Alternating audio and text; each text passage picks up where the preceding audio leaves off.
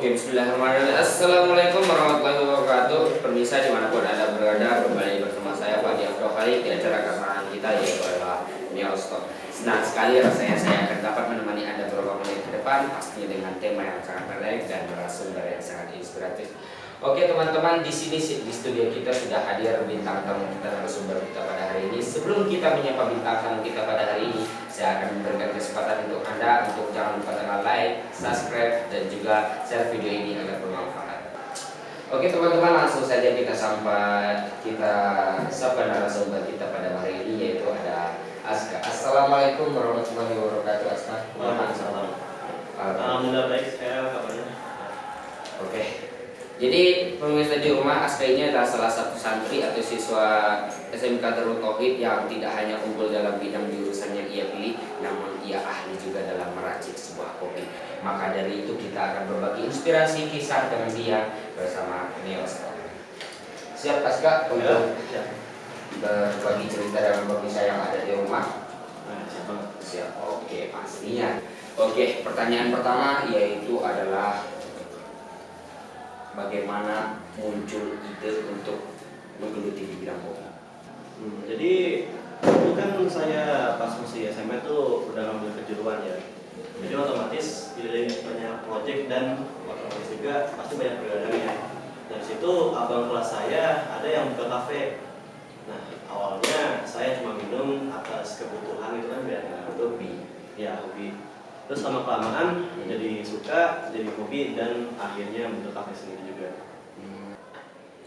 Habis itu kan memotivasinya dari kakak kelas untuk membuat kafe tersendiri. Nah, itu jadi kan bikin kafe tuh di SMK Darul Tauhid ini. Nah, itu izin untuk mendirikan kafe itu kemana? Izin mendirikannya saya pertama-tama tuh ngomong ke Pak Kower, soalnya sebagai keboardingan untuk memakai tempat di asrama sebagai tempat kedainya. Nah, tapi kalau untuk izin-izin berbisnis, saya berbicara ke Pak Dede Indra untuk bantuan selaku humas sekolah.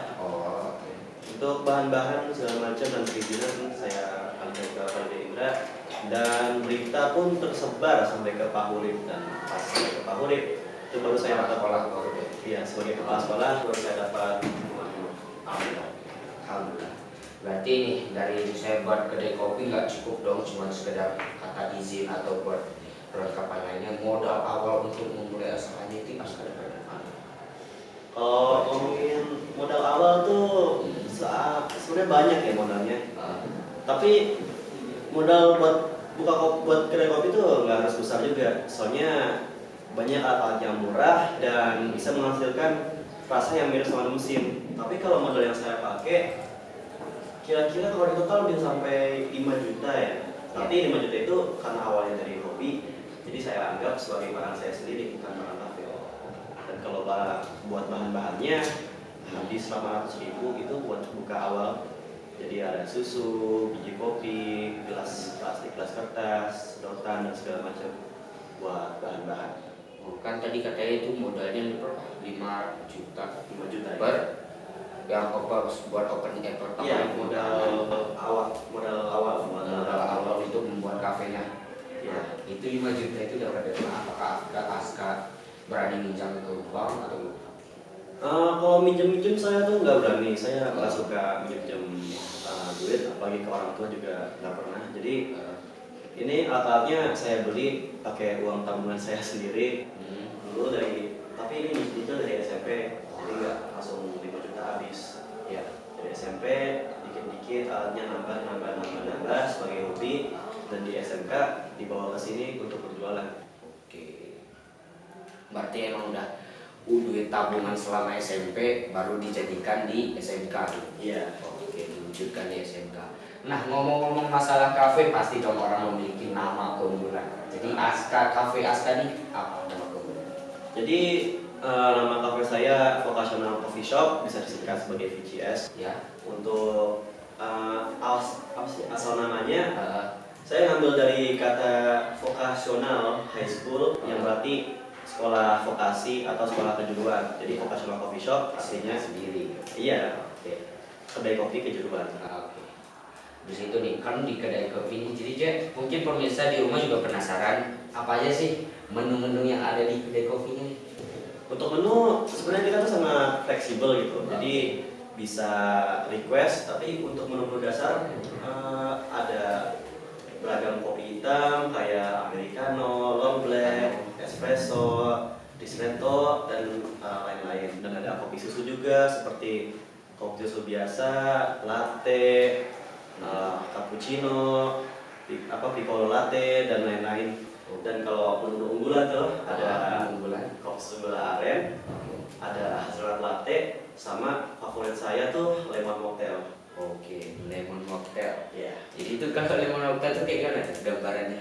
Jadi lemon mocktail tuh mungkin kalau awal-awal dengar tuh agak aneh ya, soalnya itu campuran kopi dan lemon gitu. Tapi dengan campuran kedua itu bisa menghasilkan rasa yang segar dan ya kayak ngangkat semangat aja gitu. Enggak kecut banget. Nggak kecut, jadi nggak kecut, tapi lapar. Jadi enak diminum kayak habis selesai kerja, lagi siang-siang terik panas itu bakal segar, bakal kakak energinya. Minimal nih harga yang dijual di kafe minimal. Kalau harga sih, kalau kita mah kan karena kita targetnya untuk semua orang, santri termasuk, dan pasti santri kan terkenal duitnya nggak banyak juga ya. Jadi menghemat. Jadi saya pasang harga tuh yang murah-murah gitu. Mulai dari 5.000 sampai yang paling mahal cuma 12.000. Yang 12.000 apa nih? 12.000 itu yang menu pamungkas tadi yang kopi sebelah aren. Oh, yang premium tadi lah. Iya. Oke, Aska, lanjut ke pertanyaan berikutnya, yaitu adalah penghasilan Aska dalam per bulan dari kafe VCS tadi. Oke, Aska, lanjut ke pertanyaan berikutnya, yaitu adalah penghasilan Aska dalam per bulan dari kafe VCS tadi.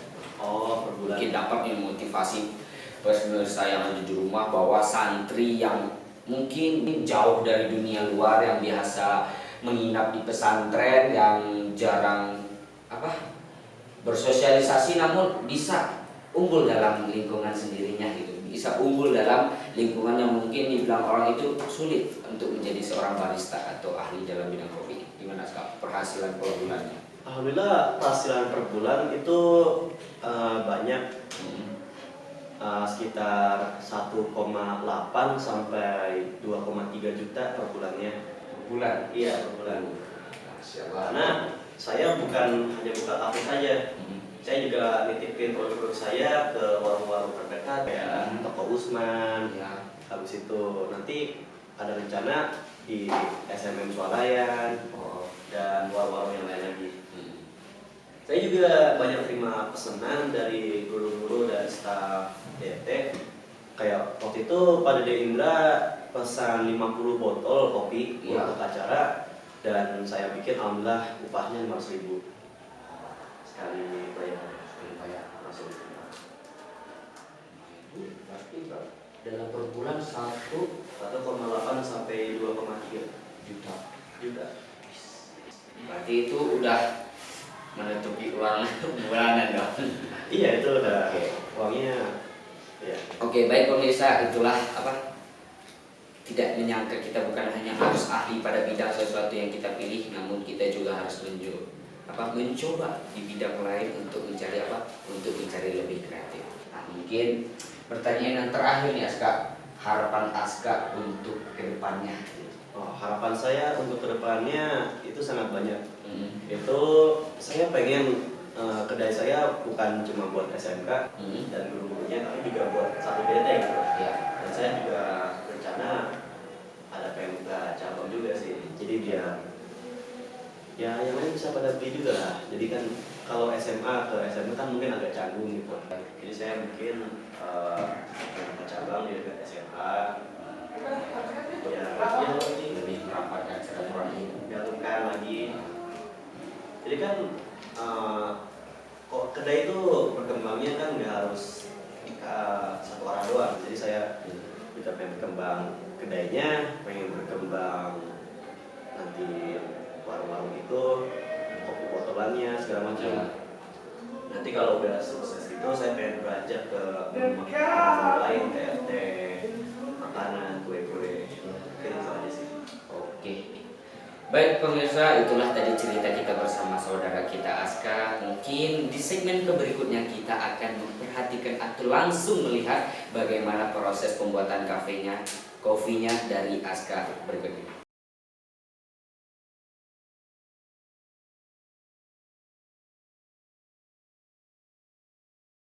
Pemirsa, di kesempatan kali ini kita akan langsung melihat tutorial atau bagaimana cara buat kopi ini. Oke Aska, hari ini Aska mau bikin kopi apa nih Aska? Jadi di sini saya pengen buat kopi dengan metode Vietnam Drip. Apa tuh Vietnam Drip? Ya sesuai namanya, Vietnam Drip itu kopi asal dari Vietnam yang biasanya disajikan bareng gorengan dan komponennya ada susu kental manis. Tapi karena saya nggak mau susu kental manisnya, jadi kita susu kopi itu aja. Tidak mengalahkan rasanya dong? Oh tidak dong. Oke, yuk, let's go. Let's go. Jadi ini apa nih? Ini bubuk kopi yang sudah saya giling tadi pagi. Oke. Ini kopi Lampung ya. Oh, kopi Lampung. Iya, asalnya dari Lampung. Oke. Ini sekitar 15 gram saya taruh sini. Oke, jadi buat teman-teman nih yang pemirsa mungkin yang lagi mendengarkan penasaran bagaimana rasa untuk kopinya ini, langsung bisa hubungi Humas SMK Darul Tauhid Boarding School untuk bisa pesan dari Cafe VCS. Setelah dimasukin Masukin, selesai. Oke. Lalu kita bilas. Bilasan pertama untuk menghilangkan gas-gas dari kopinya, jadi sedikit saja. Oke. Nah, Lalu kita tunggu sekitar 30 detik mungkin. hmm. Mungkin sambil nunggu ada pertanyaan atau apa? Pertanyaan. Berarti ini setiap bikin kopi itu kayak gini atau gimana nih? Atau ada setiap tahap, setiap menu itu beda-beda tahap? Jadi yang 12 menu tadi itu adakah yang agak rumit bikinannya atau gimana? Atau biar sama semua? Jadi setiap kopi itu pasti berbeda cara pembuatannya dan setiap tangan pasti beda rasanya dan caranya. Dan kebanyakan ya metode yang ini seperti dibilangnya pour over.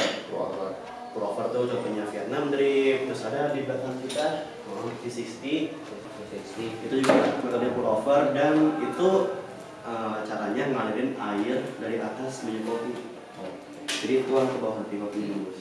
Oh, ya Aska ini belajar kopi dari mana sih? Jadi Dari awal nih?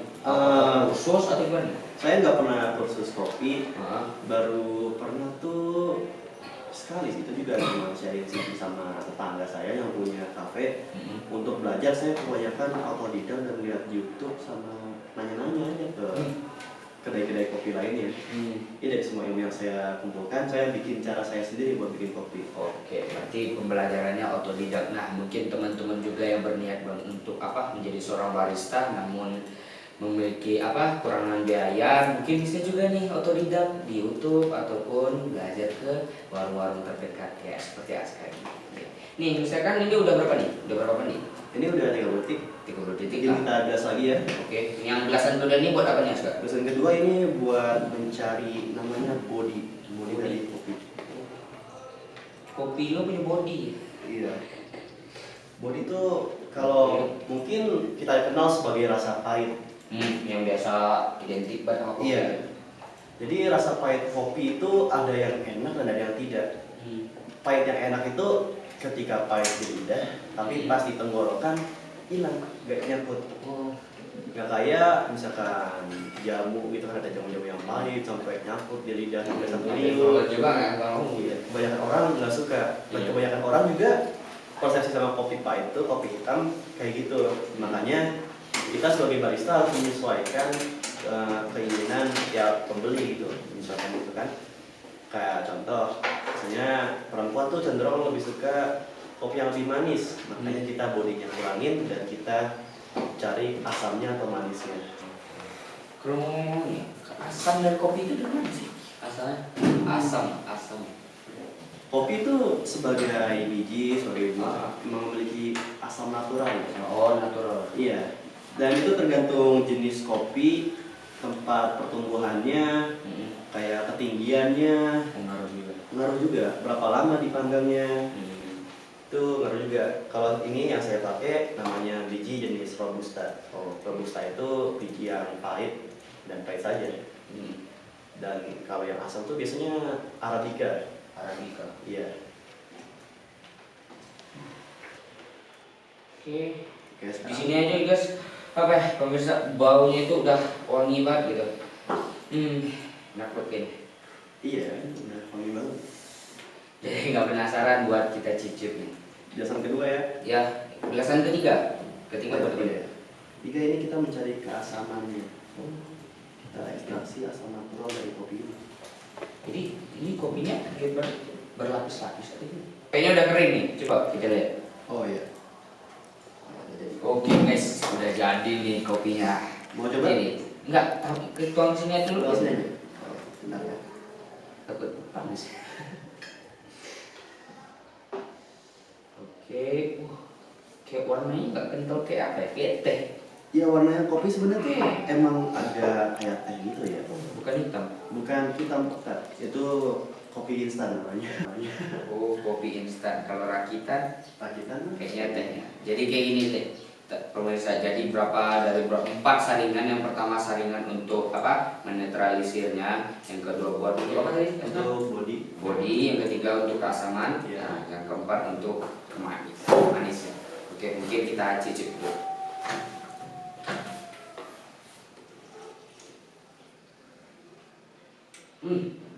Gimana ya, rasanya itu mungkin agak lebih sedikit pahitnya masih dominan. Iya. Habis itu asamnya itu dapat, tapi apa ya, nikmat enak, tapi enggak kayak biasanya kayak kita minum kopi itu pahit gitu kalau Iya, kopi pasti pahit gitu kan. Walaupun ada kemanisan itu sebenarnya hanya after taste namanya. Oke, pemirsa, mungkin itulah segmentasi kali kita kali ini, yaitu kita akan telah membahas terputar, yaitu adalah salam seduh dari santri. Jadi mungkin terima kasih juga buat Aska yang telah membaginya ilmunya, pengetahuan ceritanya tentang kopi ini. Mungkin semoga sukses selalu buat Aska. Amin. Semoga VCS yang bisa menduniai. Amin. Mungkin buat pemirsa-pemirsa juga menjadi konsumen bagi Aska. Oh iya dong. Oke, mungkin itu saja yang dapat kami sampaikan. Terima kasih buat pemirsa yang telah stay beberapa menit bersama kami. Saya Fadi Afdo Khalid, pamit undur. Salam seduh dari santri.